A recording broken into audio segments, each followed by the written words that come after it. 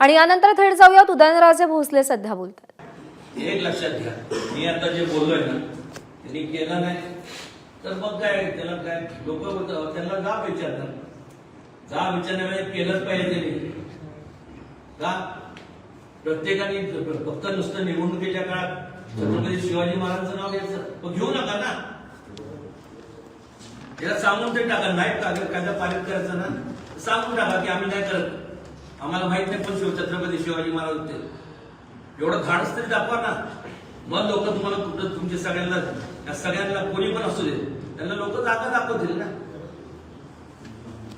लोक जेव्हा आमदार आणि खासदारांना निवडून देतात ती जनता आहे, जनार्दन आहे, लोकशाहीतले ते राजे आहेत, तुम्ही त्यांचे प्रतिनिधी द्या, त्यांच्या भावना लक्षात घेऊन जर केलं नाही तर तुम्हाला जे काही परिणामाला सामोरं त्या सगळ्यांना सर्वांनाच त्यांना काय मला सुद्धा सामोरे जावं लागणार। तुमची पुढची भूमिका काय असणार या विषयावर? पारित नाही झालं त्यांना करावंच लागणार ना, पारित नाही झालं म्हणजे तसं नाही करणार, म्हणजे मग ते वेगळी तुमचं जे वेगळी प्रेम किंवा वेगळी आदर्श म्हणून असं म्हणजे महाराजांबद्दल तुम्हाला काहीच वाटत नाही असं लोकांना म्हणजे मला आणि किंवा सर्वसामान्य लोकांना तेच वाटणार ना। पण महाराज साहेब मुख्यमंत्री देवेंद्र फडणवीस आपले मित्र आहेत आणि त्या गोष्टीत आपण बोलता, मग ही गोष्ट ऐकत नाहीत का ते आपले? अरे बाबा ऐकून घ्या एक मिनिट, हा कायदा हे करणार त्यांना करावाच लागणार।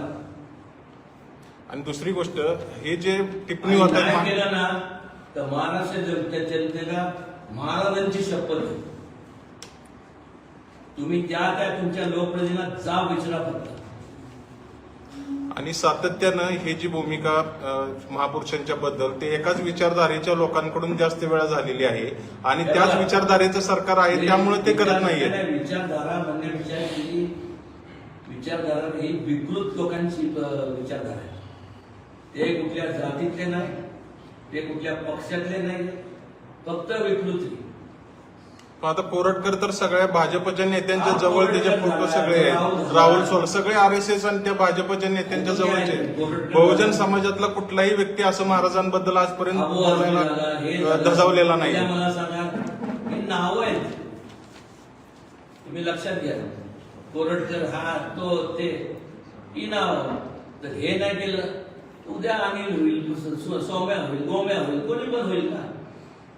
या सगळ्यांवरती गुन्हे दाखल करावेत असं वाटत नाही का महाराज साहेब? गुन्हे दाखल करावेत नाही त्यांना गुन्हे, तेच सांगतो ना, हा कायदा एकदा झाला ना परत कोणी धाडस करणार नाही ना। नॉन बेलेबल ऑफेन्स सांगितलंय, 10 वर्ष किमान इम्प्रिझनमेंट विथ मॅक्सिमम फाईन, जे तुम्ही अट्रॉसिटीज किंवा बाकीच्या बाबतीत तुम्ही लागू करता मग करा ना। कारण की या शेवटी एक लक्षात घ्या, महाराजांनी शहाजी महाराज असतील, राजमाता जिजाऊ असतील, समाज आयुष्य वैसलं। आज मला सांगा ना, आज आपण ज्या म्हणजे त्यांच्याबद्दलच आता जर असं बोलणं जात असेल ही चीप पब्लिसिटी आहे। महाराज एकीकडे जे महापुरुषांना होणारी बदनामी त्याच पद्धतीने आता औरंगजेबाचं उदात्तीकरण होतंय, ज्यामध्ये औरंगजेबाच्या कबरीला केंद्र सरकार पैसा पुरवते असं हिंदू जनजागृती समितीने दावा केला आणि हे माहिती अधिकारातून 2011 पासून 7.5 लाख पुरवले असं त्याबद्दल बोलू आपण। आणि एक लक्षात घ्या, औरंगजेब काय देवदेव नव्हता, कुठून आलं तर औरंगजेब, हे सगळे परके सगळं आक्रमण होते। महाराज साहेब जे बोलतात त्यांना प्रोटेक्शन कसं काय भेटतं, परत लगेच दुसऱ्या दिवशी प्रोटेक्शन भेटतं? प्रोटेक्शन मिळणार नाही, किती होईल असं काय प्रोटेक्शन काय, एक लक्षात घ्या। तुम्ही आता तुम्हाला सांगतो म्हणजे आज सगळ्यात काय त्याला म्हणतो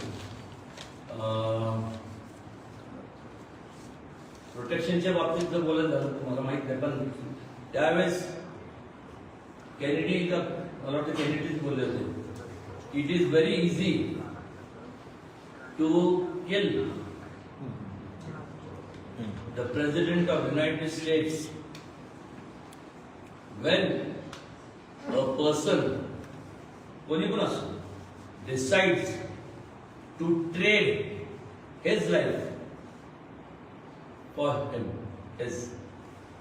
म्हणजे जेव्हा एखादं किती पण प्रोटेक्शन असलं आणि एखाद्याने ठरवलं मेलच झालं पण ह्याला खलास करणार, ही वेळ येऊन देऊ नका. ही जशी ते जे बोलले त्यांची नीतिमत्ता भ्रष्ट झाली आहे, त्याला लागू होतं. हे कुठल्याही लोकप्रतिनिधीला ते लागू होतं. किती जरी प्रोटेक्शन असलं, कायदा पारित केलं नाही तर लोक काय तुम्हाला किती पण प्रोटेक्शन मिळावं. महाराष्ट्रातील प्रत्येक नेता छत्रपती शिवाजी महाराजांचं नाव घेतल्याशिवाय भाषण चालू करत नाही. आणि त्या छत्रपती शिवाजी महाराजांचं, त्या छत्रपती संभाजी महाराजांचं असं वारंवार अवमान होत असेल तर या राज्यकर्त्यांना यांचं नावाचं उल्लेख करणं ही चुकीचं ठरेल. तर एक वंशज म्हणून तुमची नेमकी यावरती काय प्रतिक्रिया आहे? मी नाव वापरू नये छत्रपती शिवाजी महाराज, संभाजी महाराजांचं बोललो सुरुवात सांगितली. हे नाव वापरू नये त्यांनी, असं वाटतं का? मी मगाशीच सांगितलं हा कायदा पारित केला नाही तर नाव वापरून नका ना, यूज नका ना. महाराज काय जर तुम्हाला वाटतंय ना आधारस्तंभ म्हणतात करा ना, काय प्रॉब्लेम काय. महाराज साहेब, औरंगजेबाची कबर जी आहे त्याचं उदात्तीकरण होतं आणि ती काढली जावी अशी नमस्काराची पण मागणी आणि बऱ्याच नेत्यांची आता मागणी आहे. जरा तुम्ही कसं बघताय याच्यामध्ये?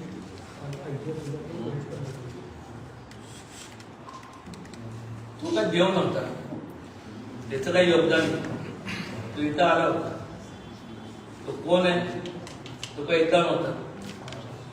छत्रपती शिवाजी महाराजांनी प्रत्येक जाती धर्मातल्या लोकांचं जे श्रद्धास्थान आहे, जे मंदिर असतील, मस्जिद असतील, जे काय बाकीचे धर्मस्थळ असतील ते जपण्याचं काम केलं. यांनी उलट केलं. यांनी जर उलट केलं असेल तर मग ती काय ठरण्यात काय अर्थ आहे? परत कोण म्हणणार तो हिंदू मुस्लिमचा विषय तो इथला नव्हताच. तो चोर होता, लुटेरा होता. बाहेर आलेले हे लोक आहेत.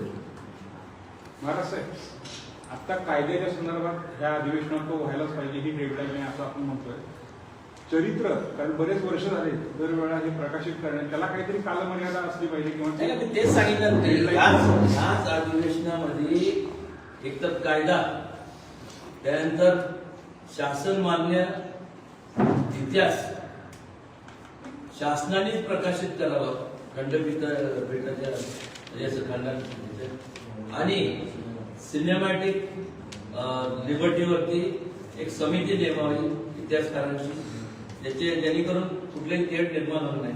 या 3 गोष्टी प्रामुख्याने याच अधिवेशनात त्यांनी कराव्या. महाराज साहेब, आपली भूमिका समजली. आता फक्त जर झालं नाही, भाजपचं सरकार आहे, झालं नाही तर आपण काय करणार हे एकदा ठासून सोडून द्या. भाजप नाही, त्यांच्याच हातात आहे ना. आता देवेंद्र फडणवीस मंत्री देत होते.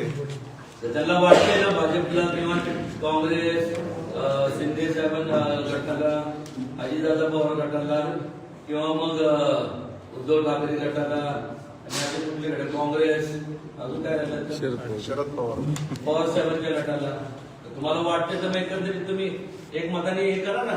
पण नाही झालं तर काय आपलं करतील काय करणार नाही. त्रास आहे का त्यांचा? त्यांनी सांगावं नाही करणार म्हणून मग बघ उद्रेक किती होतं. थांबवणार कसं मग? राजेशाही असते ना, आता तुमच्याकडे अधिकार असतात, काय शिक्षा दिली कोणाला? त्या लोकांना राजविषयी असती आणि अधिकार तुमच्याकडे असते, तुम्ही काय शिक्षा उगीच त्या काळाचं कडेलोट निर्माण केलं नव्हतं. दुसरं काय? अहो मला सांगा ना, मागं निघाला होतं नसबंदीचं काहीतरी ना का, तांबी बिंबी असं काहीतरी होतं ना. त्या अशा लोकांची जमाची विकृत लोकांची आहे ना, त्या लोकांची नसबंदी केली पाहिजे. आणि ही नसबंदी मी जे म्हणतोय ना, हे तिन्ही जे मुद्दे आहेत, कायदा, त्यानंतर हे शासनमान्य इतिहास आणि सिनेमॅटिक लिबर्टी, हे केल्यानंतर त्या लोकांची आपोआप नसबंदी होणार आहे. एबीपी माझा, उघडा डोळे बघा नीट.